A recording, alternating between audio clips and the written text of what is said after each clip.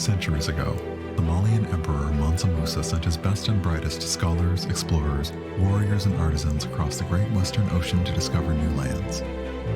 They were never heard from again.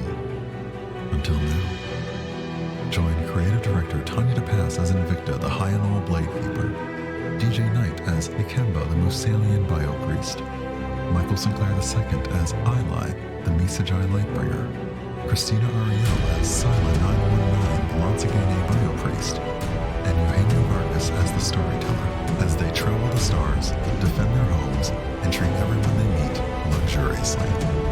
Welcome to the Motherlands.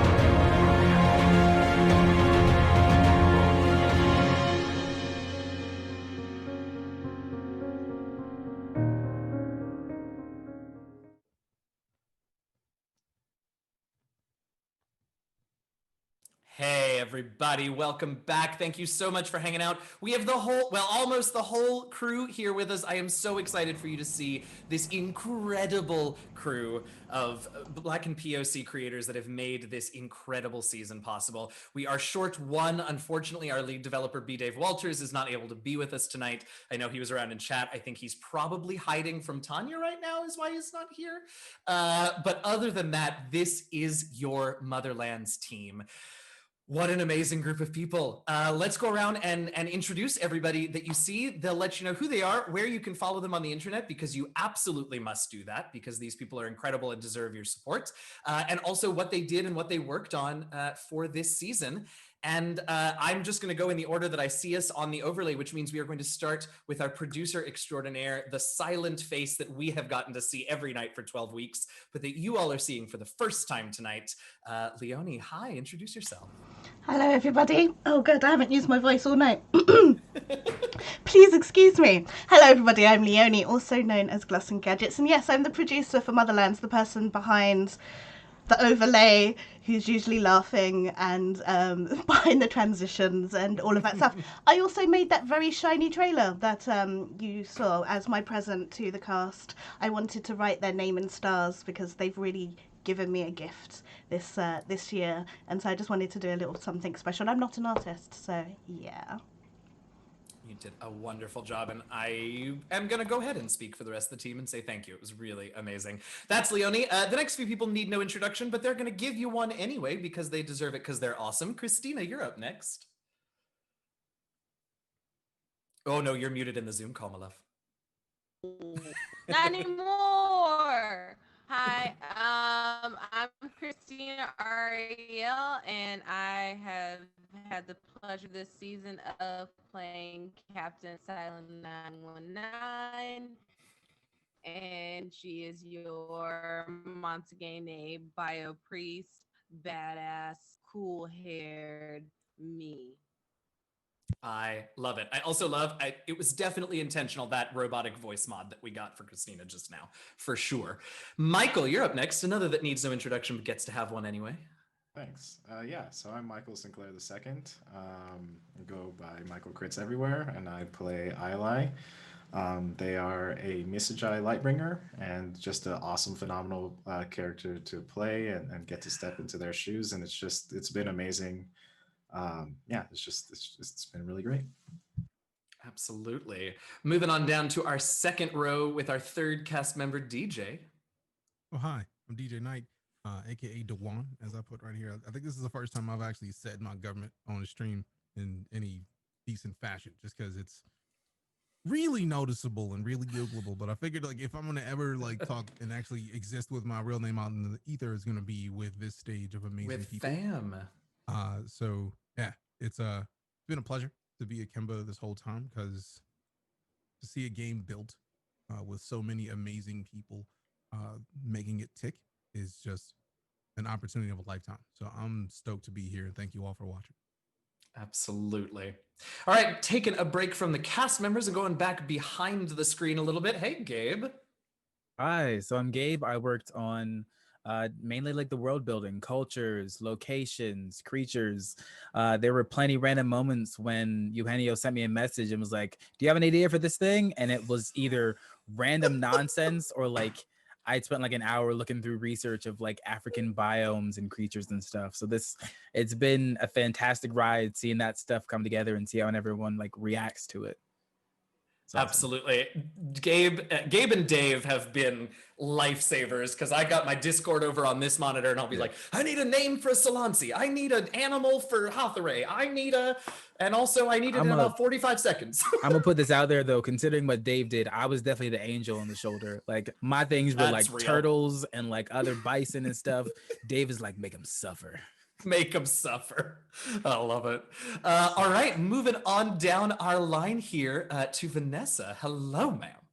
Hello, I am Vanessa, aka Pleasantly Twisted. I am the one in charge of all the character art you see. So I did all your overlays, I did all of your starting screen, your BRBs, all of that stuff. And I did the fan favorites of the avatars. And I got to surprise Eugenio with an avatar that he didn't know about, because I'm just that kind of person. So I'm the person responsible for kind of bringing some of it to life visually. And it's been a trip seeing all of the fan art. Like, this is the first time I've had people make fan art of my art, and I'm just like, well, maybe you shouldn't have made artist now. Well, maybe if you didn't want to be, you shouldn't have made such amazing character art. I'm just saying.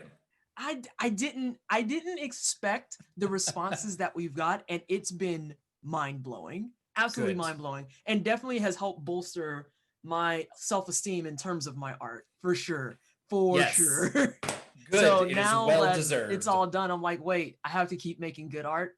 Well, that's true. The one downside, you have set the bar damn high, lady. I love it.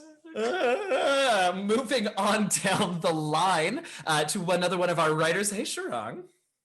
Hi, so I'm Sharang Biswas. Excuse me. You can find me on Twitter at Sharang Biswas. And yeah, I was involved in a lot of the writing. I did a lot of the culture work and a lot of the like lore around that.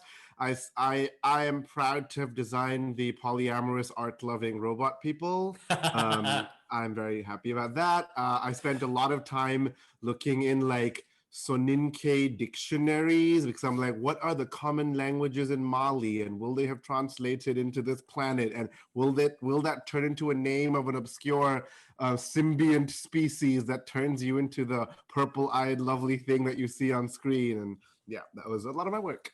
Yeah, we love a nerd.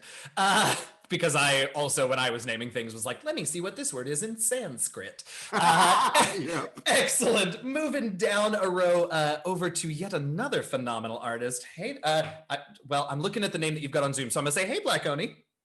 Hello. My name is, I go by Black Oni, but my real name is Will Wiggins. Okay, cool. I didn't know.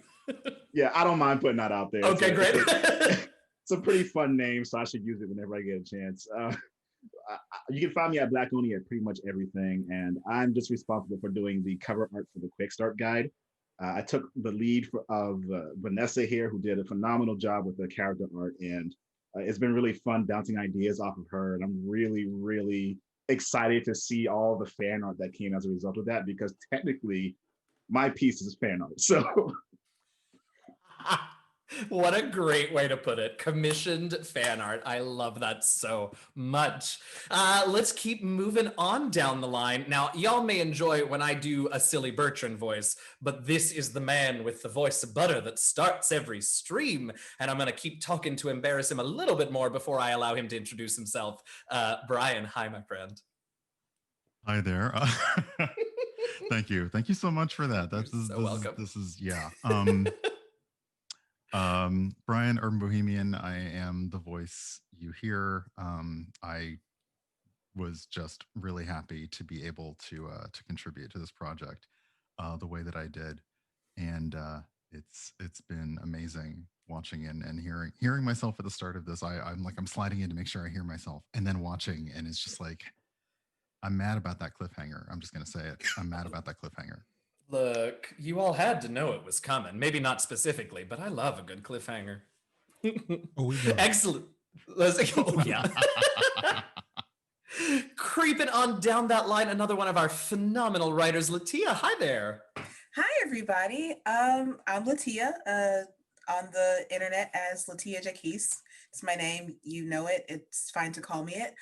I am the writer for the As Yet Unseen adventure that will be featured in the Quick Start Guide. So I did a little bit of designing as well, some of the professions that we'll have in the book, but most of my work has gone largely unseen. I can't wait for people to see it, though. We love a surprise. And speaking of adventure writers, next up, we've got Jasmine. Hi, hello. I'm Jasmine Buller. You might know me as that bronze girl. And I wrote the adventure that Eugenio brought to life on camera. I also designed the Hatarai NPC race, as well as I'm doing some work on the Space Pirate faction as well. So yeah, it was I had such a fun back and forth with Jasmine, because there were things where I knew ahead of time. I'm like, hey, I would send her a message and be like, hey, can you help me out figuring out how to name other Hatharays, or give me this, give me that. And then there were times where we would finish an episode and I was like, I should really send her an email and apologize for the way I just completely obliterated her adventure. No. Such a good job with all the NPCs, with even the silly ones like Bertrand or I love the glitchy voice. You really brought it to life, and also you were so patient with I'm not gonna lie, there were times where I would edit the document the night before. It was always good though. I loved hopping in on a Sunday and being like, wake up. Yeah, there's 4 new paragraphs there. Yeah, that was regular. That was par for the course. B-Dave described it as us putting down tracks in front of a train. And I think Eugenio caught the brunt of my chaotic nature, where I was like, it's 3 a.m. in the morning. Let's add 6 paragraphs to this document. I'm sure tomorrow this will not throw him off at all. Not at all. You know what, though, truly, and this is something that I can say to any and all of you, I have loved getting to storytell for a campaign that I can go and have this incredible room of talent that I can grab and ask and feed on. And Jasmine has been no exception, so I've appreciated all of that. Thank you. Let's see who's up next. I'm gonna leave you till last. I'm gonna do me first because you've got to finish this off, Tanya. So once again, I'm Eugenio. You can find me on Twitch and Twitter at DMJazzyHands. I've been the storyteller for this incredible campaign, and I just truly, when Tanya asked me to come aboard and sort of gave me the list of who was going to be working on it and asked me to be the storyteller for the game, I was so intimidated at the talent and also so excited to have a writer's room to run this game like an ongoing project for all of us. And it has been the greatest honor of my year to bring y'all's creations to life, to facilitate the stories that we tell together, and to be a part of something amazing. I mean, look at, as we said before we came live in this call, y'all look at the melanin on this screen. It has been an honor, and I cannot thank you all enough. So yeah, I don't know, follow me places and stuff, but mostly throw your love to these amazing, amazing people, including first and foremost among all of us, our host, our creative director. I'm on embarrass her as much as I can, Tanya DePass. Oh my God, DJ, I can't stand you. You knew it was gonna happen. You knew I was gonna do it. No, I didn't. Don't make me cry again. I put on makeup. Oh, girl, just wait. Oh God. Standing ovation. Luckily, I'm standing already, so it's a standing ovation anyways. There you go. I'm Tanya. I am your creative director, creator, along with B-Dave Walters. I played your High and All Bladekeeper, Invicta, and I've been weirdly emotional, weepy, Not sad, because this has been the greatest fucking 4 months of my life. I will never trade it for anything. And everybody you're looking at is everyone I deeply admire. I'm so glad we could work together. And knock on wood, everyone will come back from the holiday and we'll get an email. But also please don't go harass Twitch and don't harass us, because unless you got 30 G's sitting in your pocket right now, you don't ask me about a second season. I'm taking a break. I'm taking a break. But if you got 30 G's, I will give you my PayPal right now. I mean, if you do, though. I mean, hello. Also, let's be honest. As soon as we know, y'all will know, because we ain't gonna be able to keep it under wraps for very long. At all. At all. Okay, that's the team. Again, we want to say a huge thank you. Well, most of us want to say a huge thank you to B. Dave Walters as our lead developer. What an invaluable, brilliant, incredible mind who has helped us bring to life this setting, the people that we have met, the horrors we have encountered. And unfortunately, he couldn't be with us tonight, but we love him and we thank him very much for his work as well. So that leaves us with a little while yet to take some questions. I believe the mods are instructing you in chat, but if you would please format all caps so that we see it. If you've got a question, start with the word question, and please be sure to include if you are asking a specific team member so that we can direct the question to them. So if y'all will toss those in chat, we will start collecting them. And in the meantime, I don't know, y'all, what is, you know what, I'm going to go around real quick and I'll kick us off with the first question. What has been your, I will say, one of your favorite or most exciting or most surprising moments in working on this show, whether it was part of a stream or something that you wrote or feedback that you got? Just real quick, let's go down the line with anybody who's got something to toss out for us. Anybody want to start? And I'm going to start sort of compiling the questions from chat here while we do this one. Anybody got a moment that you want to talk about? Yeah, DJ, go for it, and then I'll grab Sharang after that. Fan art. I've never seen anything that I was a part of that people cared enough to make fan art at the level that we got fan art for Into the Motherlands. Like, to have a character that I voice, like I'm going to call out a specific person, even though there's a lot of amazing art. I don't want people to think that oh, DJ's just trying to call out this one specific person. No, it's just this one specific person. Remy Liard would, even today, while we're in the middle of a show, having a show, would just draw amazing things and just post them on Twitter randomly, like, oh, yeah, I'm just watching Into the Motherland. It's kind of beast. And it's just like, what? You made that in like the time that we've been here. We haven't even gotten to the first break yet. And that's what you just made, just like willy-nilly and calmly. That's beast. And that is a thing that I've never truly experienced at the level that we've seen it for this. So I am fully and truly blown away by the whole concept of it, because I've seen it happen for other campaigns many times. It's like, but to be in a campaign and have character art of, love that, something that I'm a part of, like, yeah, beautiful. I love it. It's not even just my character, like seeing other characters, like, oh, for sure, interact with, being brought to life with artwork. It's just like, this is beautiful. I love it. No, don't. I mean, we'll move along, but we'll be back. Don't you shut up. I'm going to add a couple of, so we've gotten a couple of questions in. I'm tossing them in the Zoom chat. Y'all don't worry. They're for me to be in front of me. I'll take care of them. But let's add a facet to this, since we got a couple of questions that are sort of takes on my question. So if anyone also, in addition to your favorite thing, if there's anything that got left on the cutting room floor, for those of you who are writers, or for the cast, if there's anything that was an unexpected character development, you can also include those answers as we go around. So Sharang, I know you had something that you wanted to do next, that you want to talk about. First, I want to thank Eugenio for correcting when he says my name wrong, because very few people say my name right. I think tonight is the first time I've actually heard you say your name. We've known each other long enough that I really should have done this before. But anyway, we text a lot. Yeah, you don't hear my voice that much. That's true. This is actually an interesting thing. If any of you who is listening is a emerging writer, having a strong editor is a gift, right? A lot of emerging writers are like, oh my God, editor is going to butcher my work. No, editors always make your work better, right? And one of the things that was really interesting for this project is I've rarely had an editor who is also very attuned to what's often known as sensitivity development, right?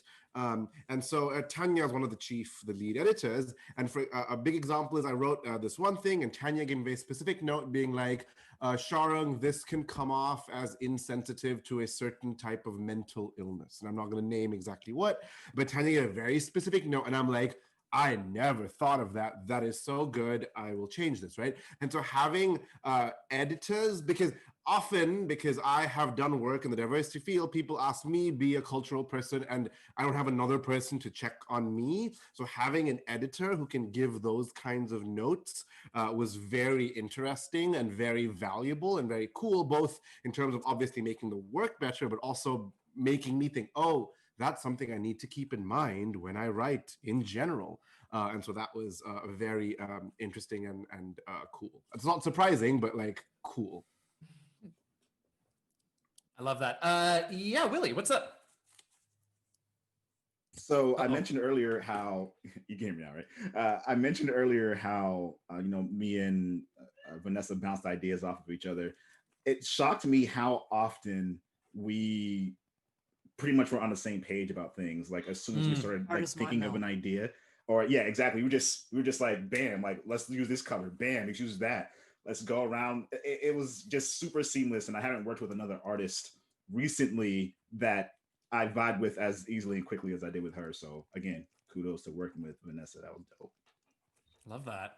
Anybody else anything for this one? We got lots. Yeah, Jasmine, go for it. I think the thing that was most surprising to me, which I mean, this is sad that this is surprising, but it was definitely surprising, was how much everyone on the team wanted everyone to succeed. And they made sure that I'm getting teary-eyed, and they made sure you had the tools to do that. So early on, when it became like, when it was like, okay, we need the first adventure ready to go, like on camera, Tanya and B-Dave had a meeting with me, and it was just like, what parts do we need to build for you to be successful, and let us know, and we will build that. And so everything was based. I never felt like if I mess up, it's going to be all on me. It definitely felt like this is a team project. Either we all fail or we all succeed. And that was a pleasant surprise, because I'm used to being on projects where it's like, if you fumbled, you messed up, why didn't you finish this? Why wasn't this done by this deadline? But instead, everyone was very much like, what do we need to write to help support what you're writing? How do we work together on this? How do we come together on this? What are the parts of this engine that we need to put down first to make sure that we can all succeed together? And that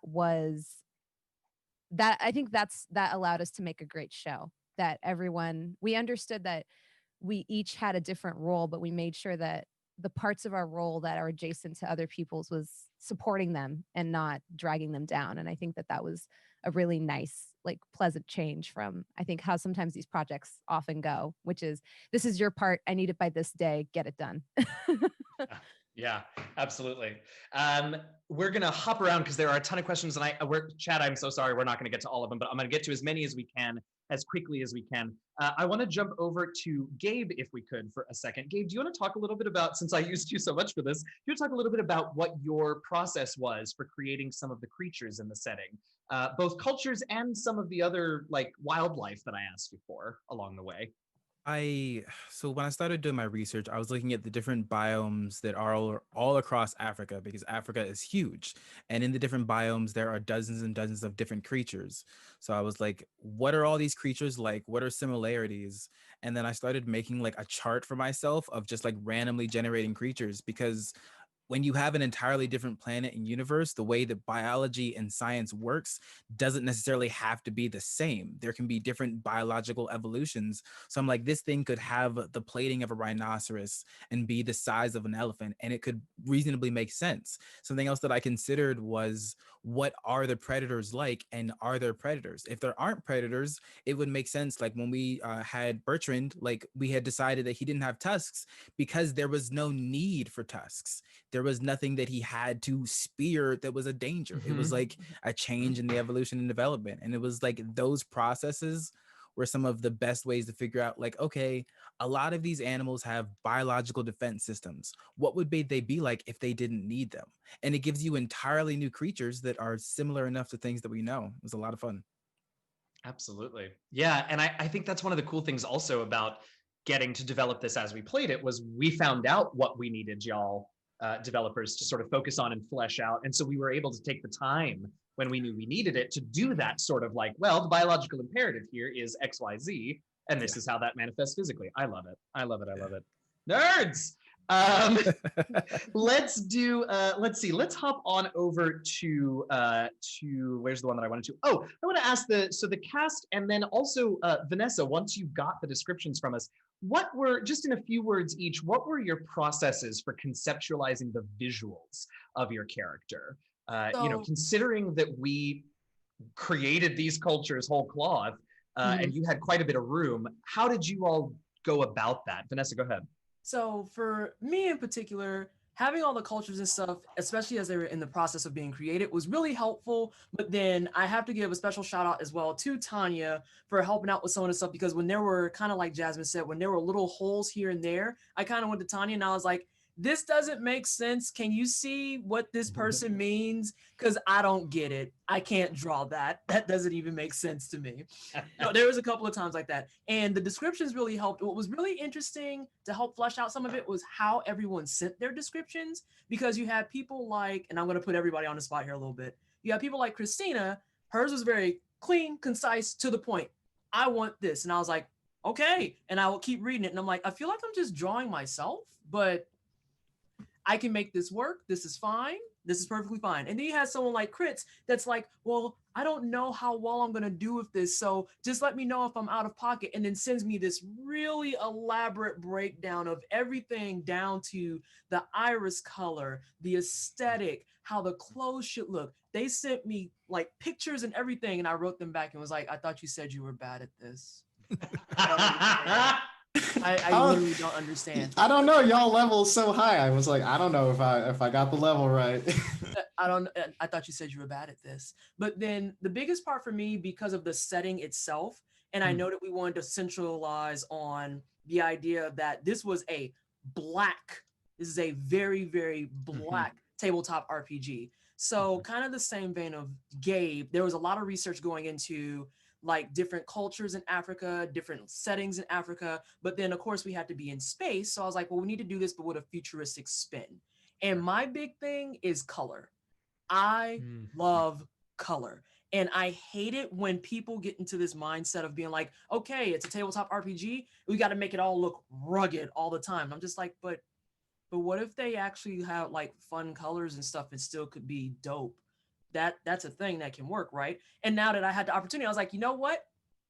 That's what I'm going to do now. And I'm going to show you that tabletop people can be colorful and vibrant and look like elegance and royalty. And a lot of the colors I used specifically were to kind of call back some of those things, like reading character descriptions.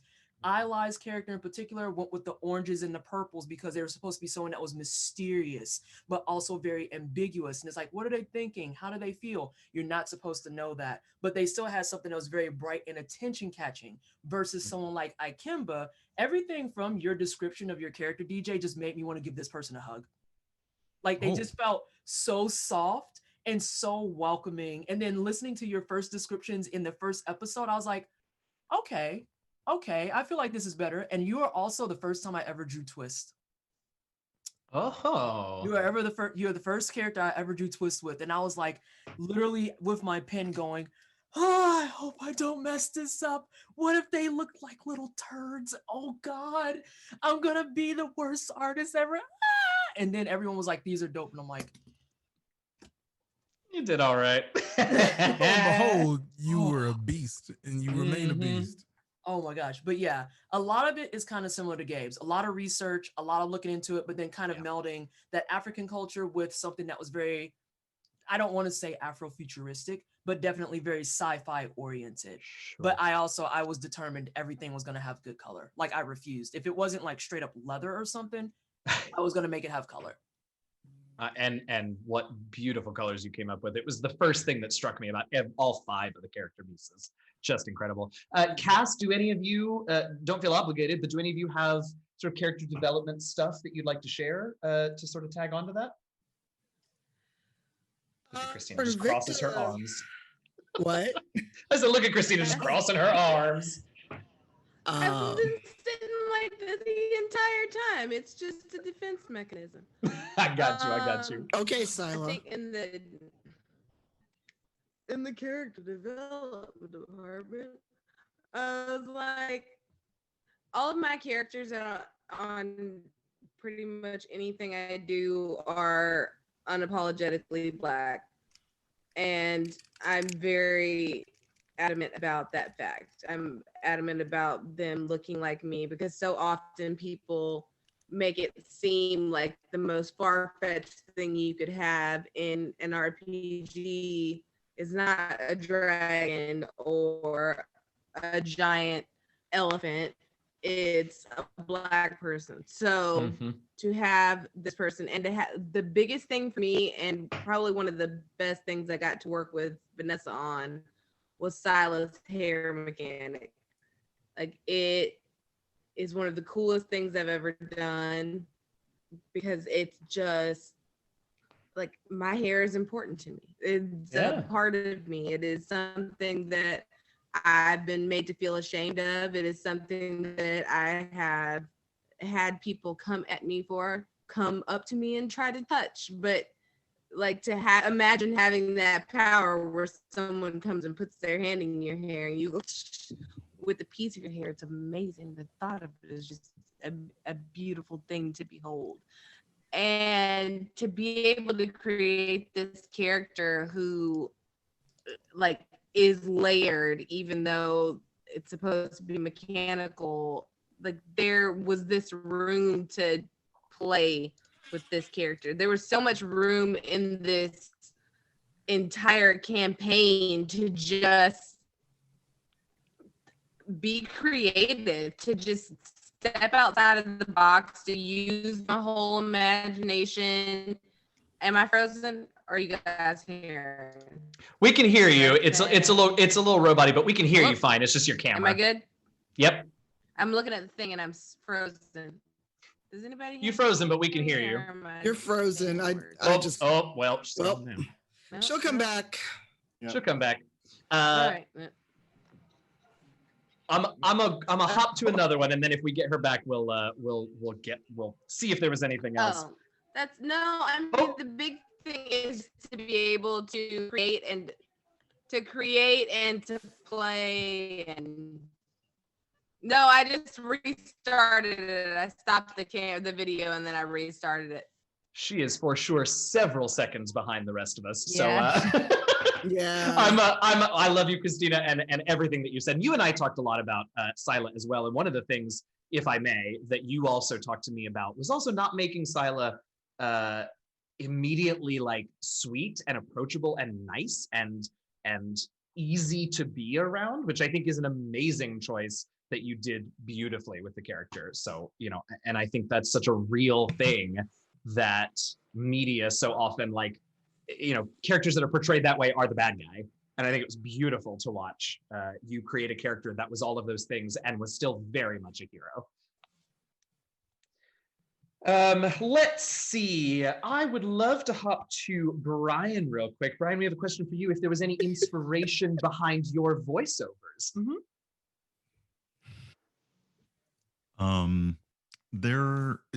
There was. This is actually the first time that I've been asked to do something like this, so it was very exciting. But I think my main inspiration was kind of like the older radio storytellers where they're just like, are you sitting comfortably? Because I'm about to tell you something that you're really going to be into.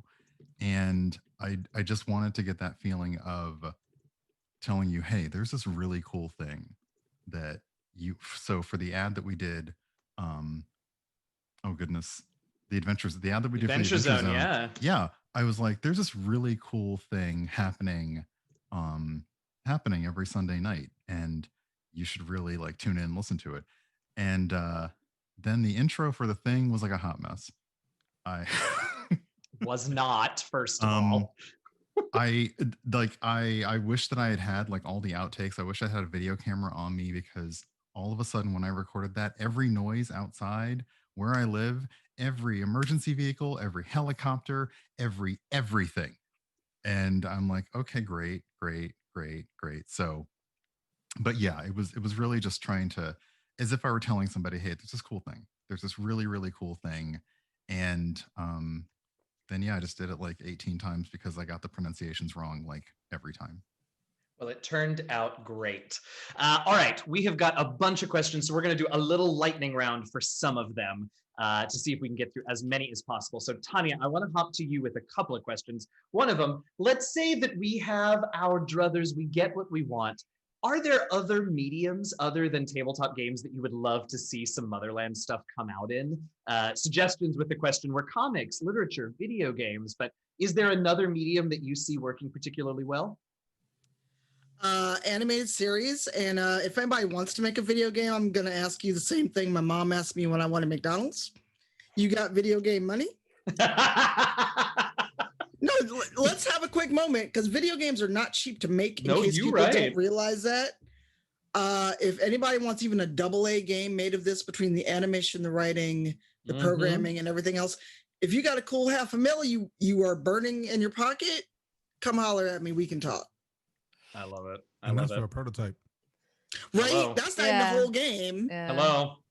I taught game design for like 4 years. And games are not easy to just like, let me move something out in the world. It's like, no, that's not how it works.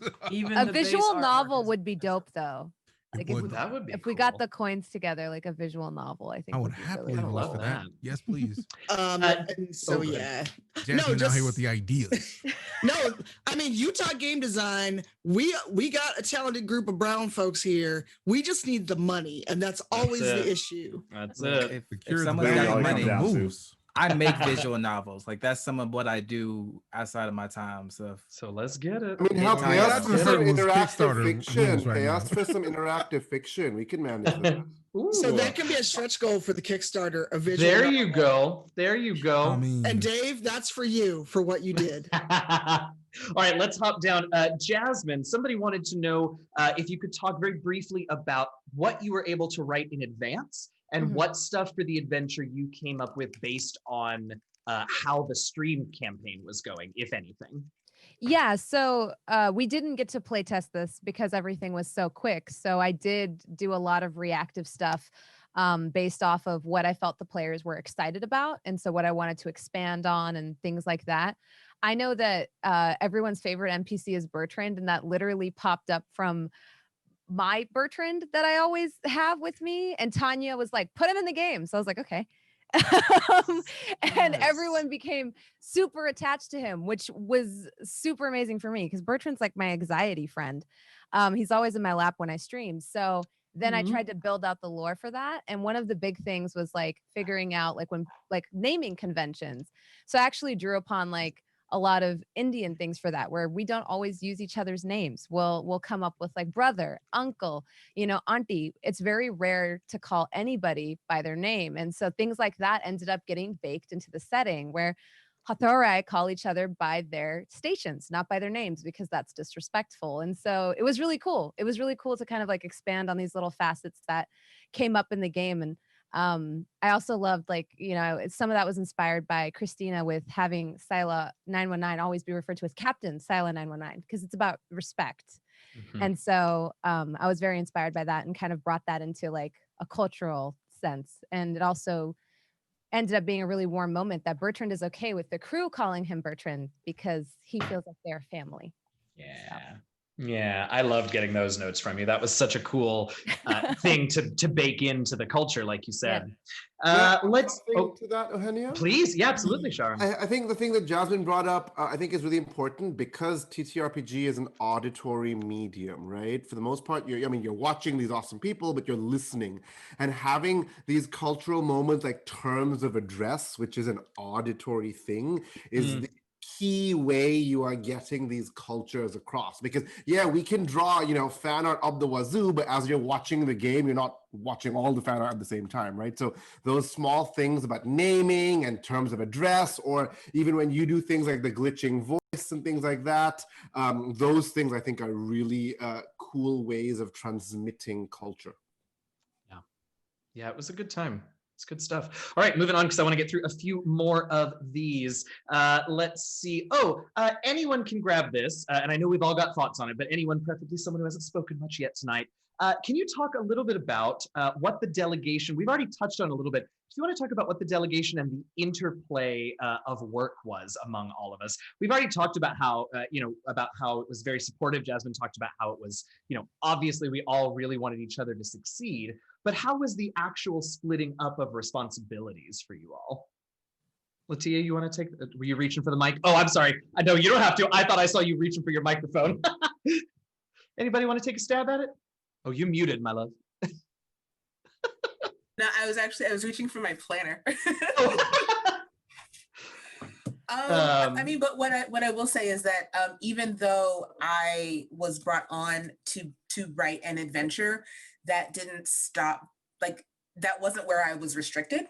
If I had an idea about something that could be used to enhance the world, like I will say, like I contributed to a profession that was not seen in the stream. So, but like we weren't confined to our boxes. So if there was something that we had an idea for that, could be was beneficial, or we just like, hey, maybe this thing is a thing on Musalia or the surrounding areas, like we were very much encouraged to be like, well, yeah, write it up, see what we can do with it. Yeah, that was such a cool thing. And even for me as storyteller, there were moments where I thought, in just sort of last minute moment, oh, I really need more information on this. I'm just gonna do it, and then I'll go back after the episode and chat with the the appropriate dev and be like, oh, okay, how do we shape this? But yeah, absolutely. We all had our jobs, and then we all used our inspiration. I love it. All right, real quick, there's a couple of these that are easy questions. One of them, Cass, did we find the chat distracting? Very rarely. You all are amazing, and these are pro streamers up here, so it was fun to watch you all having a good time with us. Are there more cultures that haven't been revealed? Yes, some of them have started to be developed. Some of them we have ideas and kernels for, but we haven't had a chance to flesh them out. So yeah, there is a whole galaxy worth of more cultures that we will hopefully get to show you all eventually. Is the digital dice roller that we've been using available? Not at the moment. Because we were able to partner with the folks over at Cortex, we had access to a sort of prototype beta system that they set up for us. Eventually, I am absolutely sure that fandom intends to have something available, but at the moment, that was just for us, and we feel very special for that. There are a ton more questions, and I would love to get to them, but we do have one final surprise that we want to share with you all. I have alluded to this on multiple occasions tonight, and I'm going to say it all over again because it's 100,000 million infinity% true.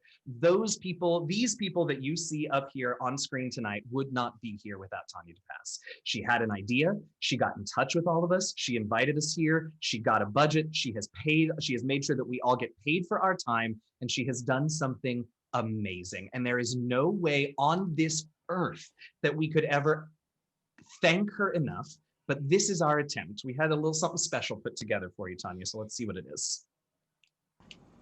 Okay, transitioning. 3, 2, 1. Ta-da! This is just a little something that I'm going to have printed up and I will send to you so you have a physical copy of this beautiful piece. It is signed by the vast majority of the team. We all sent our signatures in so that you could have a little piece of each one of us.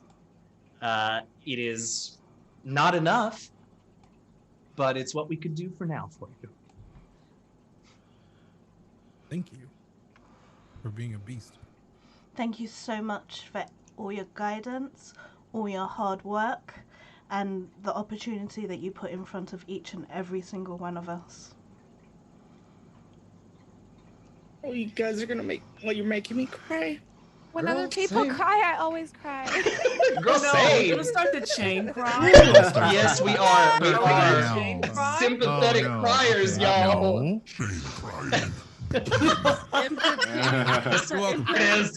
That's what we needed. That's what we needed. There we go. The motherland's past. Tanya. For real though. I mean, sometimes Thank you you gotta get so much. Listen, hang on, DJ. I'm saying no because I literally, the best part about working on this piece was the fact that I was working on both surprises at once. And so it hit me up and being like, I want to surprise Eugenio. And then Eugenio is emailing us saying, okay, I want to surprise Tanya. And I'm just sitting in my desk going, I'm gonna need y'all to get through quarantine and go get a drink. I am telling you. What are we doing? I mean, What are we doing? If anything needs to happen, it should be another one of these meetings with all of us, just like with drinks and just like chilling and just having a conversation over a libation. Because, real, like I feel like that is perfect. Because Eugenio has been putting voice to so many people's, like all of the people on the screen right now, everybody's work. Eugenio's putting voice to it and giving us purpose to interact with it. Tanya brought us all together. So like, of course they both deserve that. And I'm excited to be here because seeing all of the things that all of you have done to make this work and to just get this melanin magic out here to the world is an honor. And I will say as a writer, I don't know if you all know how exciting it is to see a cast and a DM interpret what you have written. Like, it is so exciting. Like, I wrote that and you're playing that. It's so fun and ego boosting, which is, very important during COVID. During COVID, it's super important. So, yeah. You know it. You know it.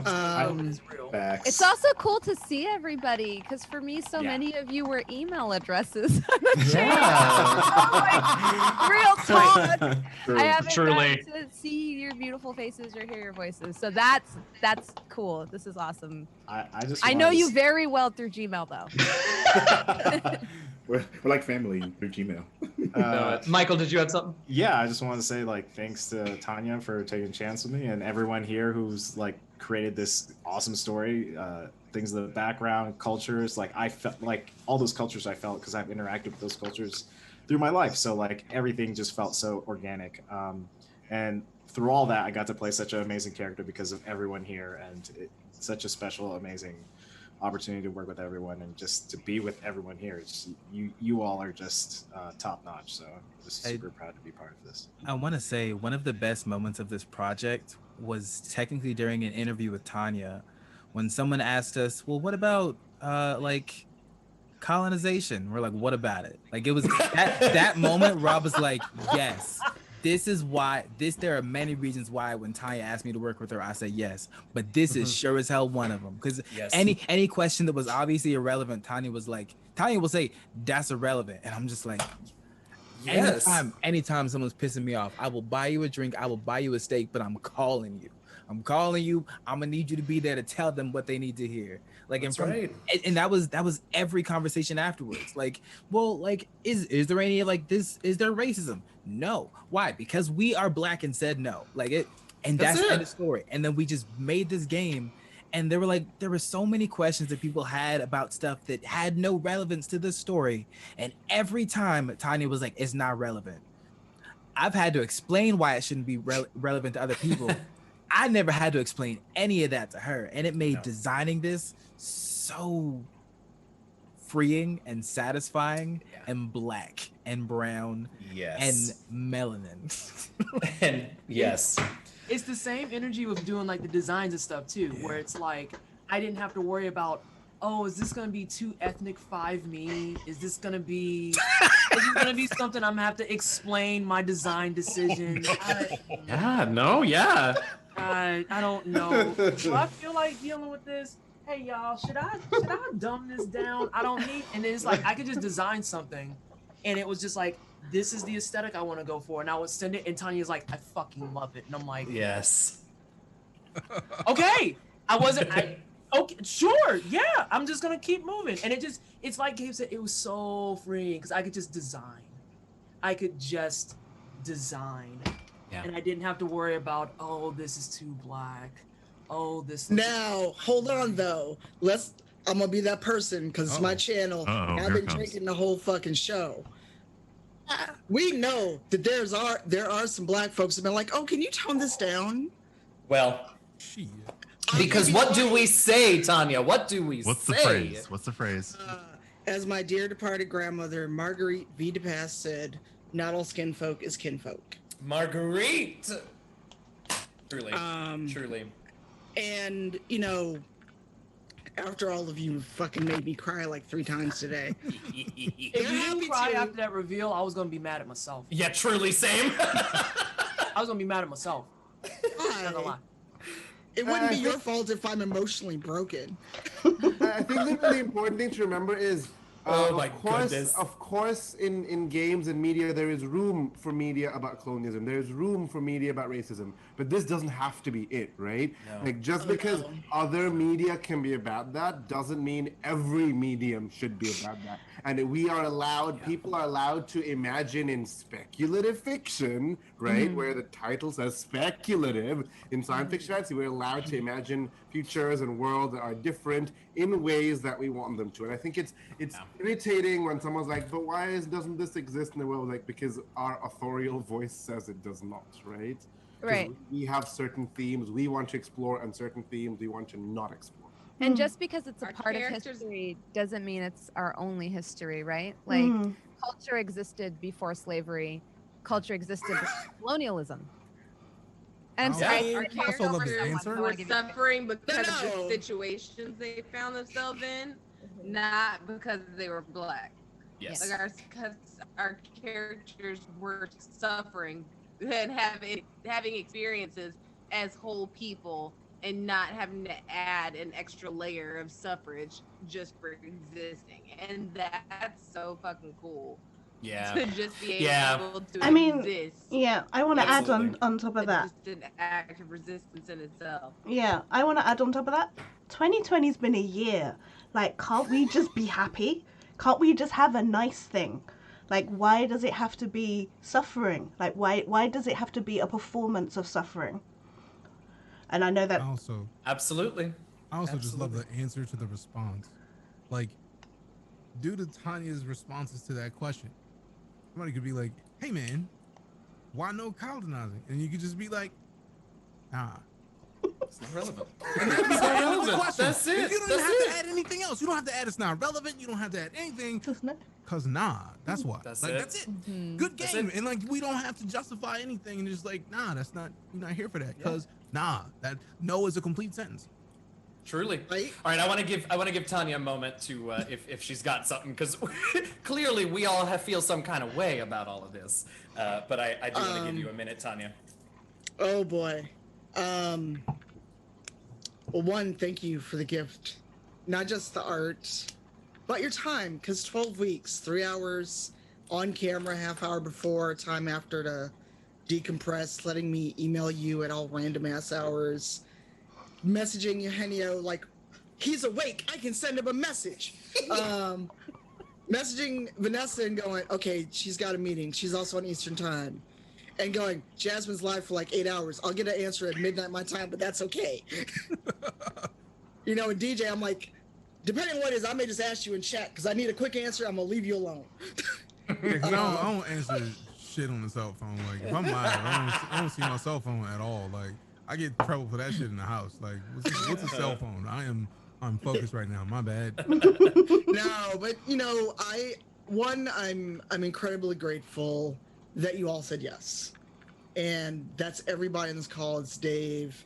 It's Brian. Brian is the person on this call that's known me the longest since LiveJournal days. You just outed something. No, I did not consent to that information reveal. I didn't say what I knew it year was on gonna be him. LiveJournal. I didn't say what year on LiveJournal. We could have been. We could have The been last in our one. teens. That's right. The last one. The last, that last one. But you know, I've always wanted to tell stories that, you know, aren't about pain, aren't about anger, aren't about fucking slavery. Because, you know, I got no shame in it. I'm going on 50 years old. I'm closer to 50 than I am to 40. And after the things that I've experienced, the things that I've seen, going to museums, going to the Smithsonian in Washington and seeing, you know, literally the journey from slavery to President Obama, and all the things that we've seen and experienced that all of us have experienced as people of color, Black folks, queer folks, I could not fail myself. I could not fail you or the people that come back every week by giving you some bullshit 12 years a slave, Green Mile, fucking torture porn. I wanted a joyous story. I wanted us to succeed, and the problems we have are because there are problems. Not because, oh, poor us, we're Black, we're brown, but we're just in space doing this shit. No hotepery, none of that bullshit. This is the story we got to tell, and then even if we don't get another season, you all have made me beyond proud and honored. And I don't say this lightly because those of you who know me know this. I love each and every one of you. So thank you. Well, if I may, I think I speak for everyone on this call and Dave to say that the feeling is mutual. The honor is mutual. The joy that we all get to feel at working on a project like this with these people. Shit. Don't you? Nope, I'm not doing it. You got it. Is mutual. Is Yo, mutual. Eugenio, I Truly. hate you. I'm so sorry. I'm so We sorry. have I'm good beef now. We I have know. No, that's legit. I feel that. That's fair. That's fair. I'm gonna go into the document, reject all your notes. No, but truly, it has been an honor. It has been a joy, and you all can see. Those of you watching can see. There is so much joy in this group of people, and what a gift to get to work on a project with this many joyful human beings. Thank you all. Thank you, Tanya. We are a little bit over time. Thank you all for sticking around and hanging out on this stream. Unfortunately, at the moment, there is not much more to say. You all will hear news if and when we hear it. But for now, from every single one of us, thank you. As always, please stay safe. Please stay healthy. Please wear a mask over your mouth and nose. And from all of us in the motherlands, be luxurious to one another. See you when we see you. Bye, y'all. Bye. Bye.